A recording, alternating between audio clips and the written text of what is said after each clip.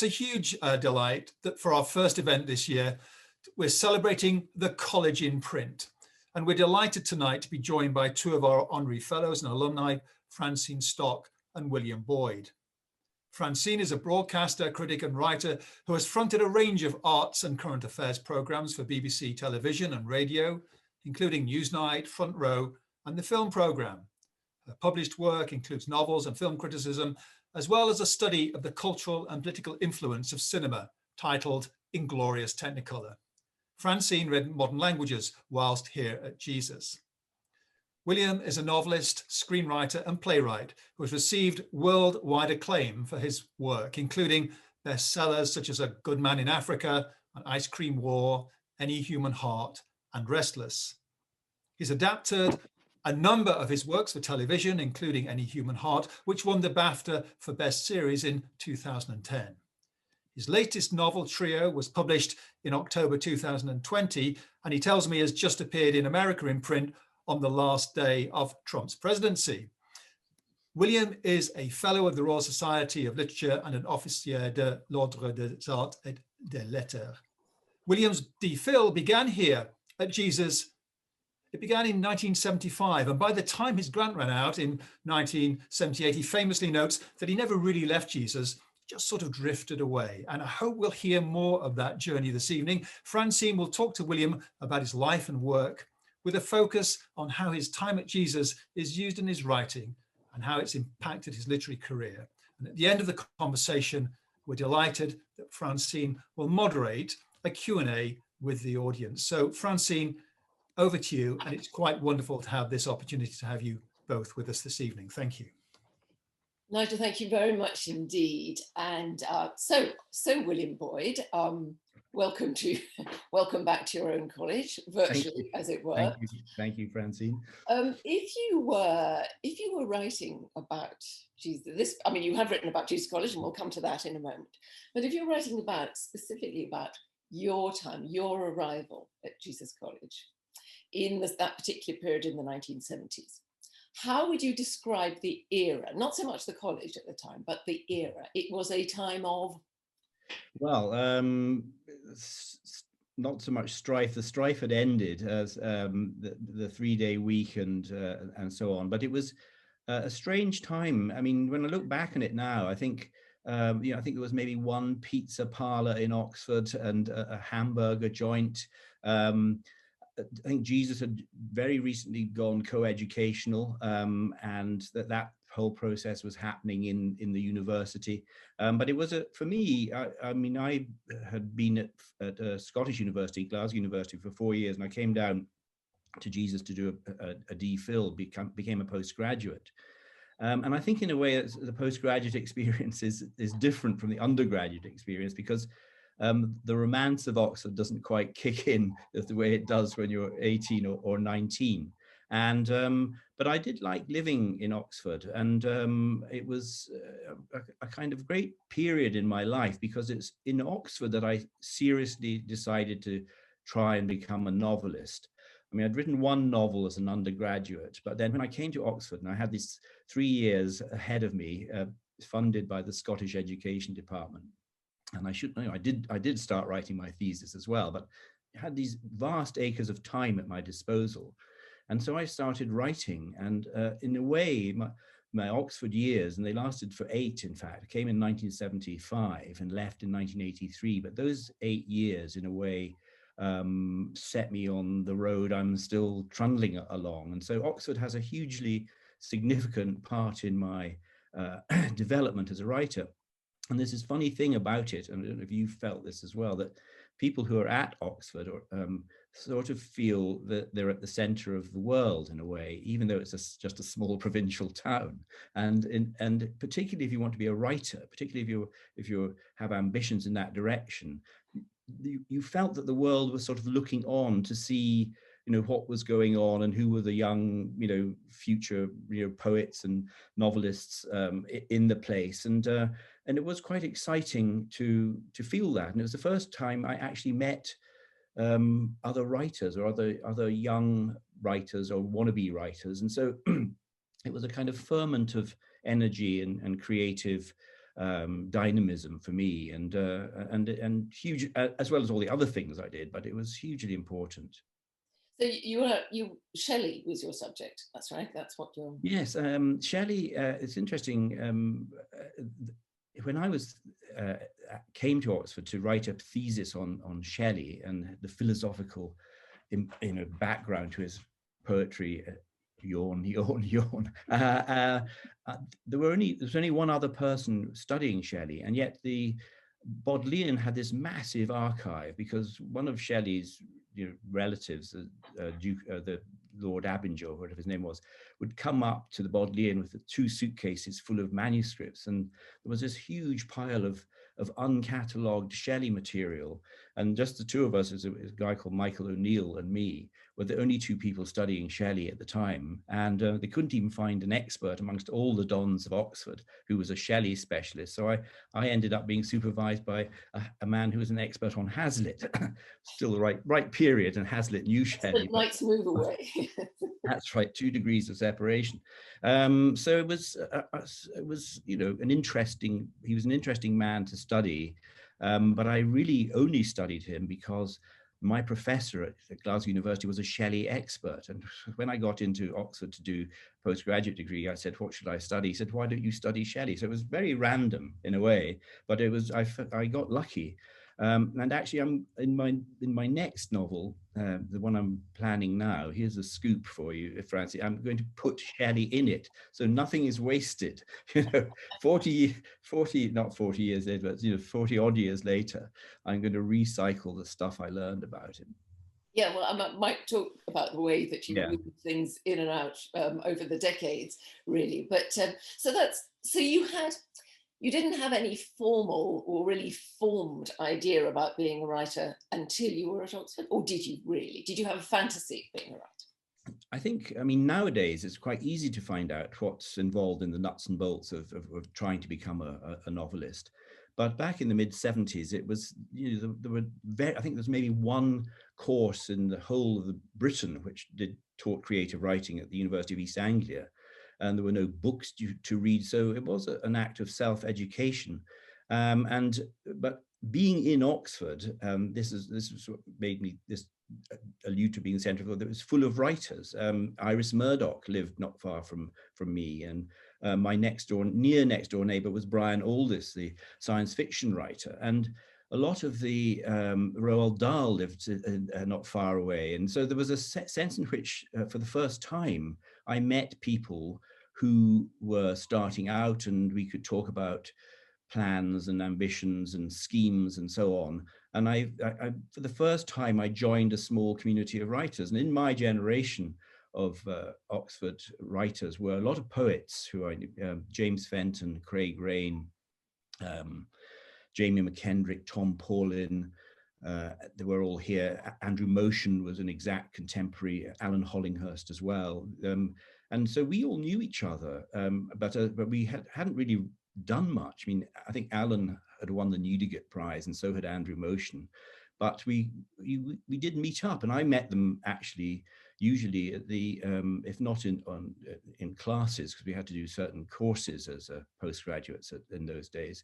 I would meet them at ISIS, the magazine, where I started writing for ISIS. And I interviewed other writers. I interviewed Gore Vidal, I interviewed Frederick Raphael, and I interviewed Martin Amis, who was a bit older than me, who had just been at Oxford. And so I began to find out what you had to do to become a novelist, and set about it with great energy and determination. And you say when you're arriving as a graduate student that you have a slightly more sophisticated, you've got something to compare it with, haven't you, as opposed to undergraduates arriving. But you mentioned Frederick Raphael. Now, I arrived, I think, in Oxford possibly a year after you did. But Frederick Raphael's Glittering Prices, of course, the adaptation of that had been on television, and obviously Evelyn Waugh and Brideshead and all those other portrayals of literary Oxford. Was that anything that you had in your mind before you arrived? I mean, I'm wondering about your first impressions of Oxford as distinct from, you know, your undergraduate impressions of your university then. Well, it was, you know, it was a beautiful place, and you wonder about these extraordinary, venerable buildings, you know, gawping to a certain extent until they just become background. But I you know, had studied Evelyn Waugh, and I was aware of the myth, and Glittering Prizes was a huge success. Mind you, that's Cambridge, but it was the same sort of same sort of yeah, same sort of yeah, same sort of appeal, and I sort of resisted it in a way. I think that as an older person, I was also recently married as well, so I had a household, and we lived in you know, postgraduate married accommodation that the college provided. So I was not, you know, when I started teaching and I saw, you know, the wide-eyed 18-year-olds arrive, I realized that hadn't been my experience. But I, you know, I didn't resist it, but I had a certain objectivity about Oxford's allure, if you like, and but I really enjoyed my time here, and I always think, you know, Oxford's a very good place to be a poor writer, because you had this feeling that things were happening, and to go, you know, for example, when I think it was 76, my second year, I went up to Claridge's to interview Gore Vidal for ISIS. And actually, we got to know Gore quite well, and I got to know Frederick Raphael also from my interview. Still a very good friend of mine. But it was sort of glamorous in a way, you know. Even though you cycled to the bus station, then got the bus, no Oxford tube in those days, and it took 2.5 hours to get to Victoria. But it was London was sort of on your doorstep as well, and all that. As a young writer, or as somebody dreaming about being a writer, all that stuff available to you was fascinating, and you felt it was sort of just within your grasp.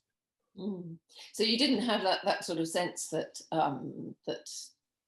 that Ryder has in Brideshead, that, you know, there's the little low door in the wall somewhere in Oxford that everybody's looking for to get through into the enchanted garden, but, you know, they don't quite find it. Or no, I think I didn't feel that, but I could see people, you know, sort of posturing and aping the kind of Brideshead way of life, and but I think it was more a sense in which I thought to myself, now I've arrived here, I've got all this time, and now I must see if my fantasies of being a novelist are achievable or not. And so I wrote, you know, I wish I could tap into that energy now. But while I was writing chapters of my thesis, I was writing short stories. I wrote 2 unpublished novels.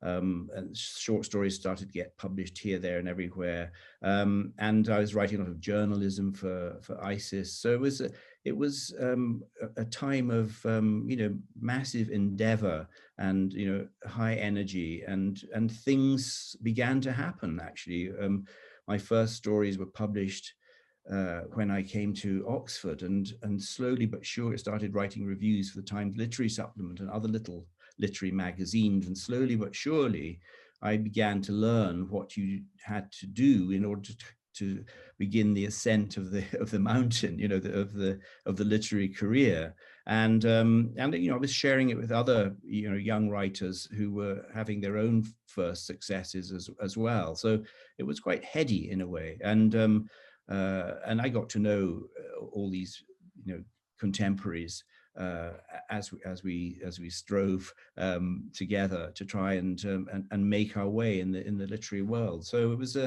was looking back after all these years, it was a very good time to be in Oxford, in fact.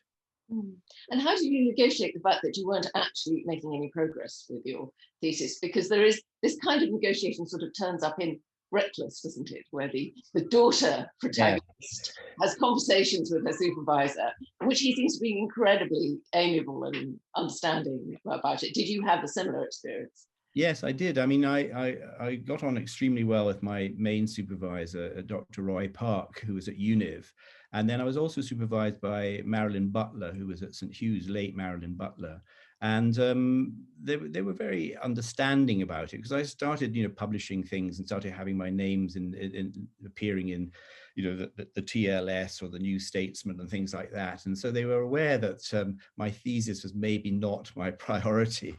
And when I got to a certain stage where I'd written I suppose I'd written 2/3 of it, and time was running out, and Roy Park said to me, there's an amazing thing you can do at Oxford here. You can just kind of press a pause button, and you remove yourself from in statu pupillari. I think that's the right Latin for it. And it's like your thesis and your career as a postgraduate goes on hold, and you can resume it at any time you want. So in theory, I could come back to Oxford now and pick up that thesis again and submit it. But my heart, it was always a means to an end, really, to be honest. And I've fessed up in the past. It was, writing my thesis was not what I wanted to do. I didn't want to become Don, didn't want to be an academic. I wanted to be a novelist. But if I failed to be a novelist, then, second best option was to be a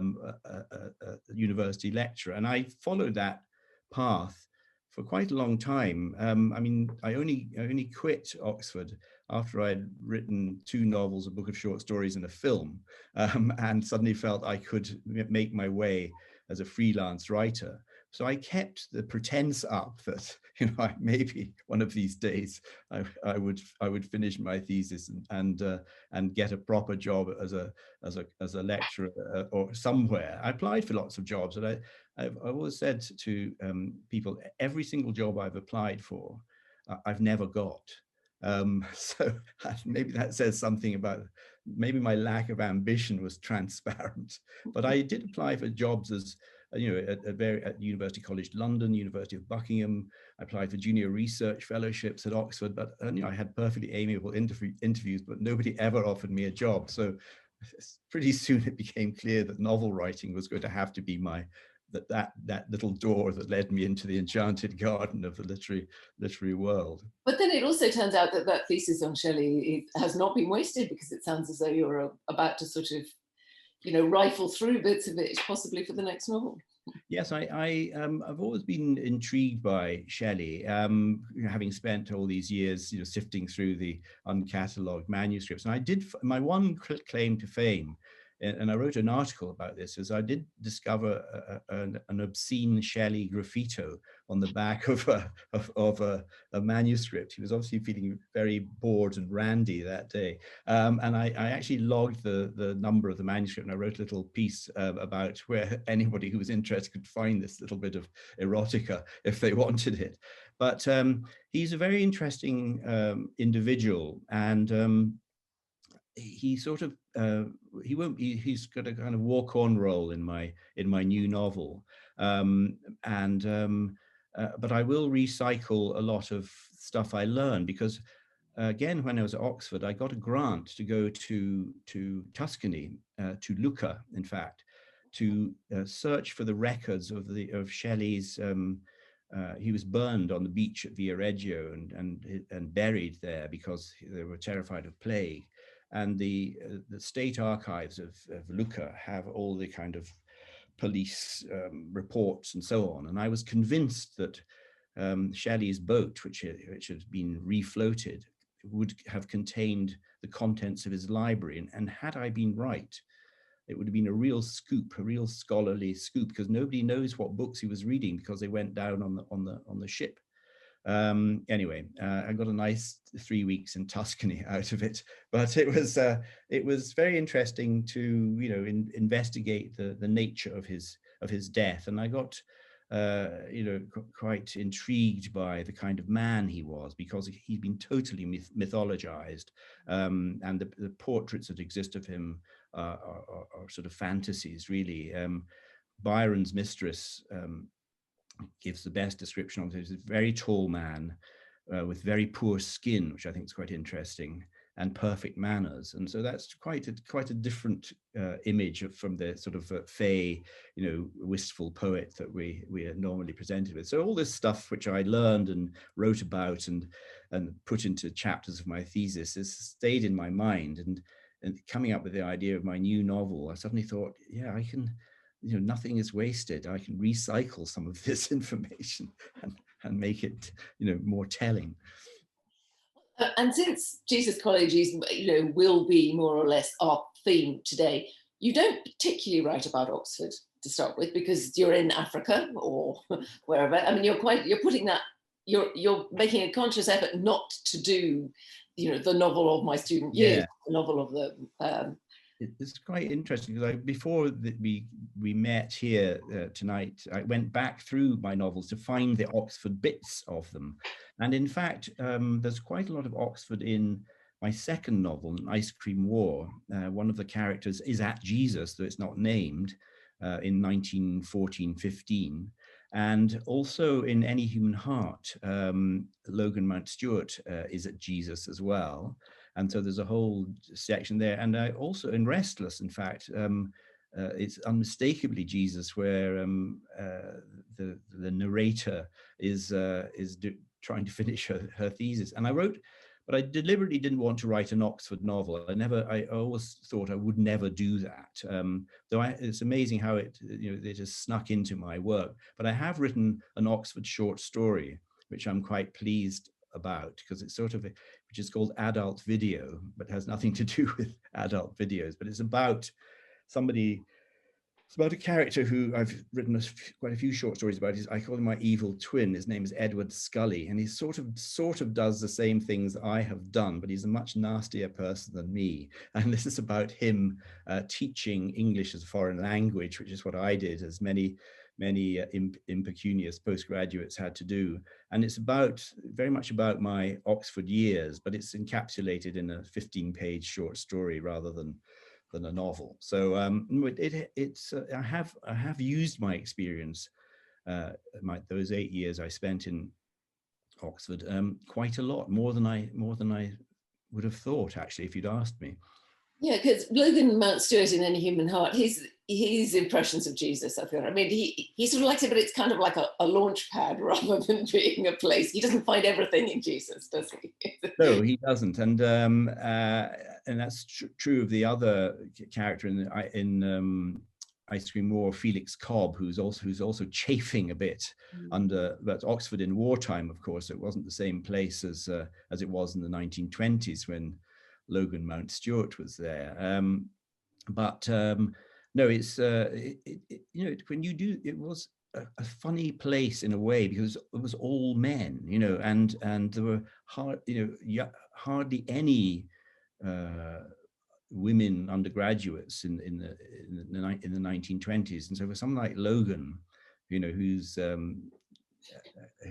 has all sorts of emotional ambitions, Oxford was incredibly frustrating. Though he does meet one of the first loves of his life, who's at Somerville, but that's sort of doesn't go that well, that particular relation. But no, he's sort of chafing Oxford, as I say, and sort of keen to leave. And but he definitely was at Jesus. He's definitely a Jesus College alumnus. Yeah, and as you say, in Reckless, you can tell from the directions she takes, and then from the descriptions of where she's inside. Absolutely, it is. Yeah. She steps out of the door into Turl Street and wanders down to the Broad. Yes, it's either Lincoln, Exeter, or Jesus. So, but it doesn't require much sleuthing to figure out what college I'm talking about. But do these sort of slightly longer? I mean, I noticed there at the beginning, but it does seem with both Any Human Heart and Reckless that you suddenly return to Oxford a little bit more at that stage. Is that because at that point, around just after the turn of the century, that you were thinking about it more, or that it? Yeah, I mean, it's a good point, because in a funny sort of way, there's a lot of Oxford in Restless. It's because she actually lives in the flat that we lived in, which was above a dentist. I wondered about that. It's very precise. Exactly. which has figured in other, and it was that, I don't know if you remember, Frank, that summer of 1976 was the hottest summer. And I've never forgotten that. It was my first summer in Oxford. And the heat was relentless, and every college lawn turned, biscuit brown. And if you went to see a play, and there were lots of plays outside in college, nobody was allowed to smoke. Of course, those were the days, in case everything caught fire. But it was an absolutely blistering, sweltering summer, week after week. Temperatures in the must be in the 30s or the 90s, and so it was a very strange time. And when I was thinking of the novel Restless, and thinking about where I would set it, that came back into my head. And maybe you do need it, that those decades of time to pass before you revisit them and reinvent them for the purposes of your fiction. People have often said, recently have said, do you think you could ever write a novel about the COVID pandemic? And I say, no, you have to wait 20 years. It's like the great novel of the 9/11 attacks hasn't been written yet. It's probably too soon. And I think you need, and so in my case, yes, it was a 30-year gap that made me, Restless was published in 2006. And I was talking about the summer of 1976, and then further back into World War II, of course. But I certainly summoned up my memories of that first full year in Oxford to get the atmosphere right. And you do commemorate a historic Oxford event in that she goes on a sort of date with one of her English language pupils to the newly opened restaurant Brown's. Yes, exactly. Well, this is another funny story, because we used to live in number 121 Woodstock Road, which is just up the road from the Browns that was opened.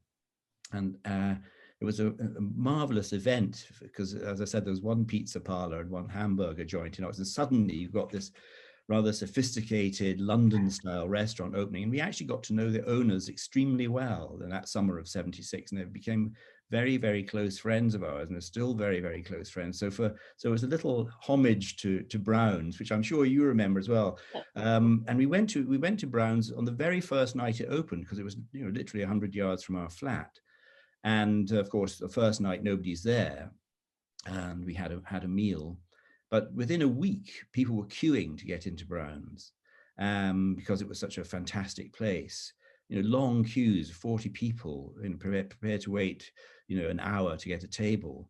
And one day we were walking past, and the owner stopped us. Jeremy Mogford stopped us. He said, "You never come in here anymore." And we rather pompously said, "Well, we don't queue for food, I'm afraid." And but he said, "Well, would you like to come and have a drink?" So we got to know them. But Brown's was again in the 70s, which became the place, kind of the social hub for all the kind of glamorous, bright young things that were in Oxford at the time. And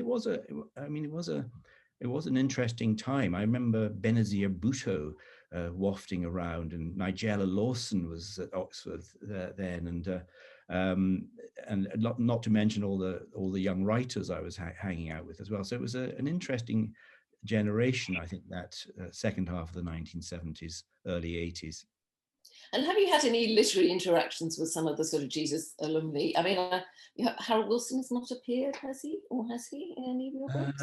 No, but Lawrence of Arabia has very much. I wrote a 3-hour mini-series about Lawrence's, about particularly his World War I experiences, the Arab Revolt, 1917-18. And did a tremendous amount of research on him, and he is a completely extraordinary person, T.E. Lawrence. Complex, messed up, curating his own myth. The stuff he wrote in 7 Pillars of Wisdom, now scholars have discovered it's just not true. And so if you watch David Lean's film, Lawrence of Arabia, it's a fantasy. And my film, which never got made, or my mini-series never got, was to sort of demythologize Lawrence, but not in a way that made him out to be a sort of charlatan or a scumbag, but just to try and explain the credible complexities of the individual he was and what he was hiding from, and the things that he claimed he did, he manifestly couldn't have done. And you wonder what on earth was going on in his head when he wrote these things down. But no, he's a very, very interesting figure, possibly the most interesting alumnus of Jesus College I can think of. Harold Wilson hasn't appeared yet, no, but I have explored Lawrence's life, and his life in Oxford is very interesting because he was a illegitimate son of an Irish baronet, and his mother lived in Oxford. He had 3 brothers, I think, but he lived in a cottage at the bottom of the garden as a teenager, didn't live with his family. So the whole thing is extremely strange, and his sexuality is very odd, and but his bravery is undeniable, but it almost verges on the masochistic. So he's a real, Pandora's box of a human being, and hard to imagine him strolling around Jesus College, but he's very happy here, I think, in Jesus. And endlessly fascinating. But actually, that brings up a very interesting question, which is the whole thing about sort of, as you say, he created his own myth, which other people have very happily taken up since, because it's so romantic. But also that idea, I mean, you do return again and again to the idea of stories being made up, especially with espionage, the idea of fake. I mean, you're onto fake news before fake news is a phrase. That's yes, I think it's true. I think I'm very interested in the many layers that go into an individual life, and how we shapeshift, many times in a day, depending on what you're doing and who you're talking to and what kind of image of yourself you're trying to present, and so on. And so I think that I look back and I see that I'm always playing with ideas of identity. And in my last novel, Trio, almost every character has another name and another identity. Again, I don't like to ask myself or to analyze too closely why I do this, because I think a certain amount of ignorance about yourself is very helpful if you're a novelist. But I'm obviously very curious about what bits of us are, genuine, and what bits of us are kind of cooked up for the moment, or more precisely, to quote Anton Chekhov, are our most interesting lives lived under conditions of secrecy? And so that's what I think I've been exploring in many of my books, and showing characters who exist on many different levels and have many different types of lives as a result of that. And in a sense, I mean, that's so fascinating on a number of levels. You frequently put in real people or incidents, you weave them in, but we're so carried along with the narrative that we're not going to stop and look them up. Although, of course, these days that is so much easier. I mean, if you feel like, if you've got your phone to hand, you can check and you go, oh, who is so and such? I mean, and I wonder whether you feel that is in some way can compromise the literary experience. Well, I think it's another thing that I do, and I think it's more the point of bringing in real people or real events into a fiction is to make the fiction more powerful, paradoxically. And I think that's something I've done almost from the outset, because I think, I have a kind of almost a zealot's belief in the novel as an art form. And I think the novel is the perfect art form for explaining our individual lives. It's better than film, it's better than television, it's better than the theatre. It can get to the very minutiae of an individual's life. It's the form that somehow best explains ourselves to each other. D.H. Lawrence called the novel the bright book of life, and I think that's true. And so if the novel does this, then I rather like the idea of being a cannibal that eats the brain of my enemy to make me stronger. So I go into the world of fact and history and reportage and documentary, take what I want and eat it, and mix it up with my fiction. I'm not mixing metaphors here. It's so that my fiction becomes so powerful that readers are not entirely sure whether it's true or actually happened, and then they reach for their phone to see if there ever was a photographer called Amory Clay in my novel Sweet Caress, or if there was a film director called John James Todd who worked in the German film industry in the 1920s. You can find that out now, but the fact that I might send you to Google in a way is my victory, because you've believed in the fiction so much that you've almost begun to think of it as not fiction. And that's something I've always tried to do. And I'm doing it again. I'm going to bring Shelley into the fiction I'm writing next. And the paradox is that it actually makes your fiction more credible, if that doesn't sound absurd. It sort of gives it a kind of heft that pure invention might not have. Yeah, because you've got to be, I mean, whilst it's fiction, you've got to be quite careful with how you treat the fact, haven't you? Otherwise, it's going to, there's a risk of alienating your audience if they spot straight away that there's a gap. Yes, I mean, I think if you're a realistic novelist, which is what I am, I'm creating a world populated by imagined characters. But my duty as a novelist is to make that world as realistic as possible and as textured as possible, and the characters have to live and breathe as all complex individuals do. So there's a real challenge that a realistic novelist sets to himself or herself to say, here's my world populated by my creatures, but it's very like the world you live in. And so there's a lot of hard graft goes into making that work. And if you're a bit lazy, or if you just think I can just shovel in a few facts and nobody will notice, it's a very sort of diligent act of selection. Your novelist as a kind of magpie, sifting through the ore, looking for the nugget of gold that will do the business. And I think that that's something I've always tried to do. However comic or however fantastical the world I'm writing about seems to be, it's absolutely rooted in the world that we inhabit, or worlds that other people used to inhabit, whether it's the early 20th century or earlier. But it's a real duty, I think, if you say I'm a realistic novelist, it's like being a figurative painter. Your figuration has to resemble the objects you're painting, and so I think the same applies to the novelist. So just, and maybe this is actually going back to what you said about Lawrence and his idea of what the purpose of the novel was. Why are you interested, because it's a very distinct choice to do kind of cradle-to-grave stories, as you do with Logan Mount Stewart and Any Human Heart? Yes, I mean, I've written this new novel I'm going to write is also going to be a cradle to grave. I call it whole life novels.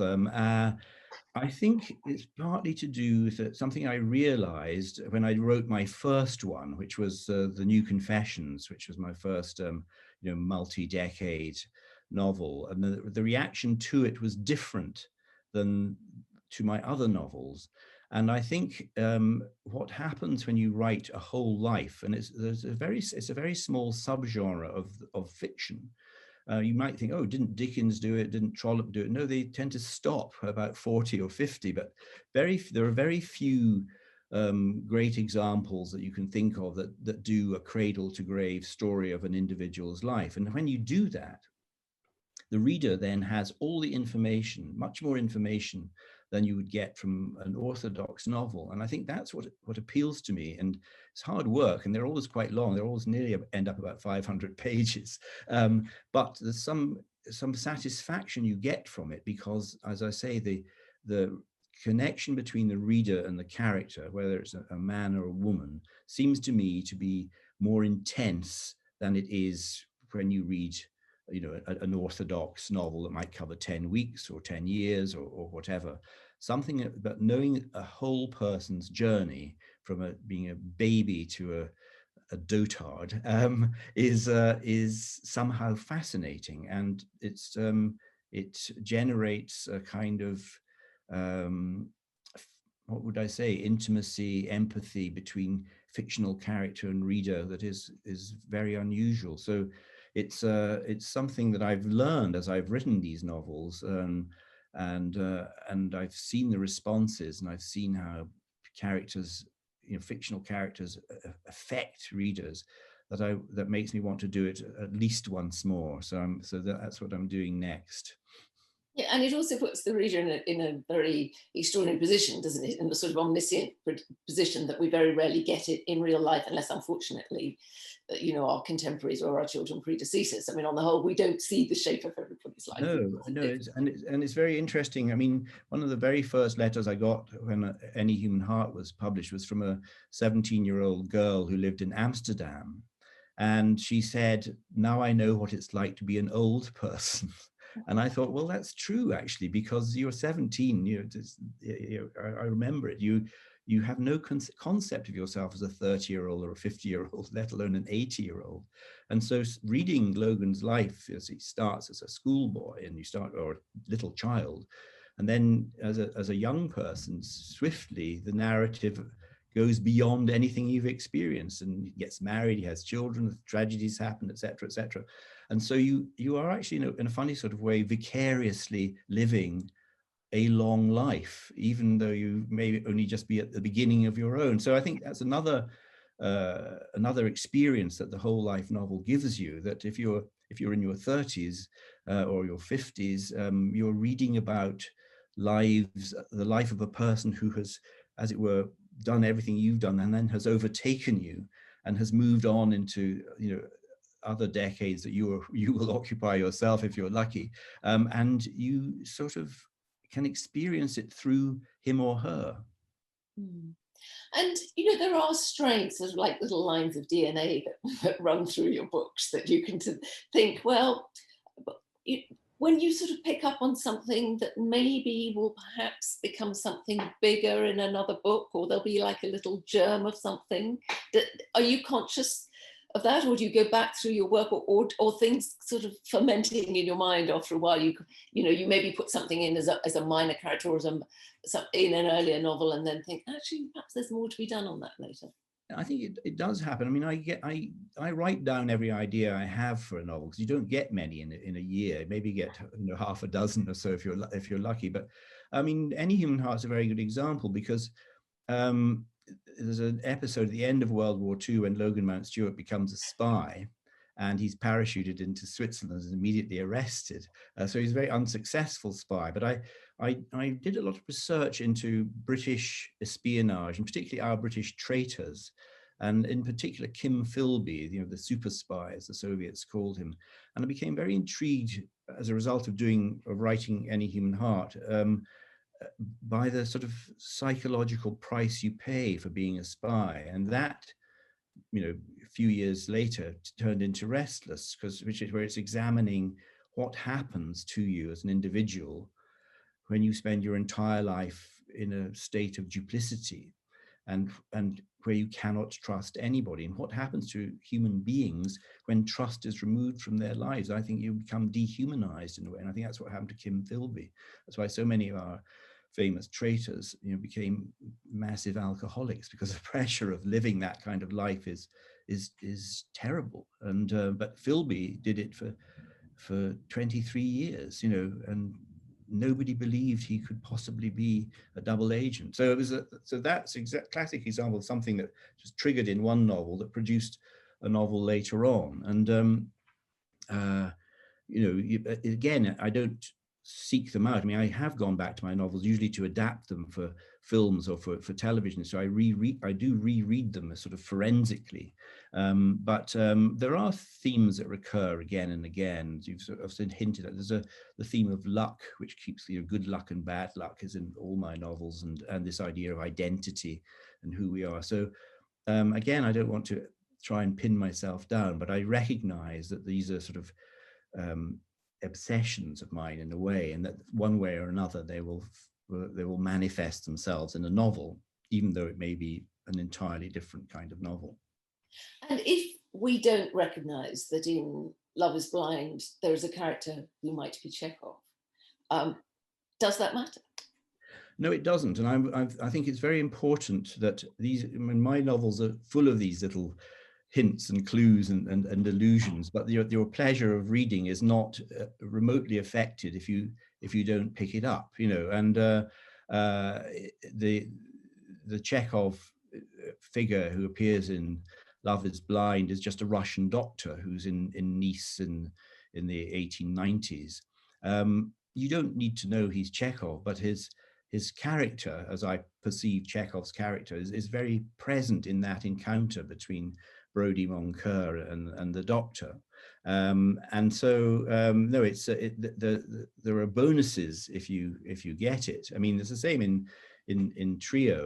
There are lots of allusions to real people, but it's absolutely no significance at all if you don't know that Annie Wiklund is sort of modeled on Jean Seberg, so the character exists, with its own integrity.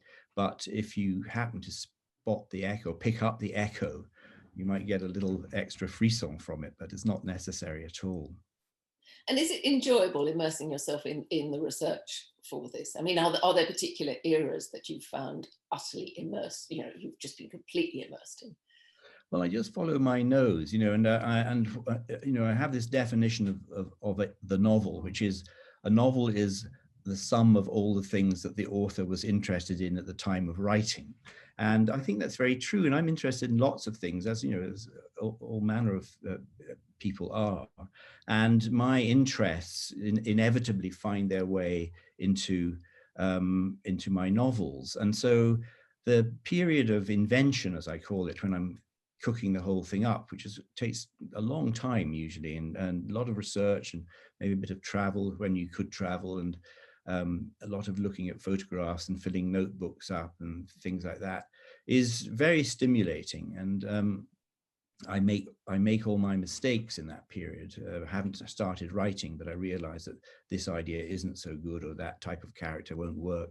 And so in this period of invention, I kind of extract the novel that I'm going to write. And when I know how it's going to end, in very great detail, almost to being able to write the last sentence, only then do I start writing it. But the writing of it is intensely pleasurable as well. But there's something about that that period of discovery, of sending your character to places or having encounters that might figure in the novel. Again, I'm thinking about the Battle of Waterloo at the moment, and doing a lot of reading about the Battle of Waterloo. Maybe the Battle of Waterloo will appear, maybe not, but I'm having fun, wondering how it might figure in my next fiction. So it is intensely enjoyable, and it's a kind of all-consuming interest once it gets a grip on you. Yeah, we've only got a few minutes left, and I'm just going to invite, if people do have any questions. I notice, strangely, the Jesus alumni are not actually submitting questions at the moment. Please do, because I'm sure you'll have lots of brilliant questions. But I was wondering, well, is there an era in the 450 years of Jesus where you actually would have quite liked to, if you could personally have experienced it? Obviously, you had a pretty successful time in that you launched an amazing literary career while you were there, but if you'd had the opportunity to see it at some time during that 450 years, where would you go? Well, I think I've always thought that the 20th century before World War I was a time I'd quite like to be in, just because the world was becoming modern. And when you think of what was being achieved, particularly in the world of the arts, I can imagine being an Oxford undergraduate in 1908 or 1909, then going off to Paris for the summer, and Modigliani and Picasso would be there, and writers. And there's something about that the beginning of the 20th century, which is intriguing, hugely intriguing to me. And then of course the debacle of the Great War changed everything. But for that's where I keep imagining I might like to live. But then as that old Woody Allen joke, you know, time travel's all very well, but just think about dentistry when you get back to the time of the pharaohs, or let alone dentistry in Oxford in 1908. You know, so maybe we're better off in the here and now. But I think that's a period I would, and of course Oxford was, you know, a kind of single-sex institution. It's interesting looking at photographs of the university then. All the buildings were completely black from soot, so it's totally unlike the city that you see today. And but you know, you could get up to London quickly enough on the train, and I sort of have a feeling that society, or artistic society at that time, would be very stimulating.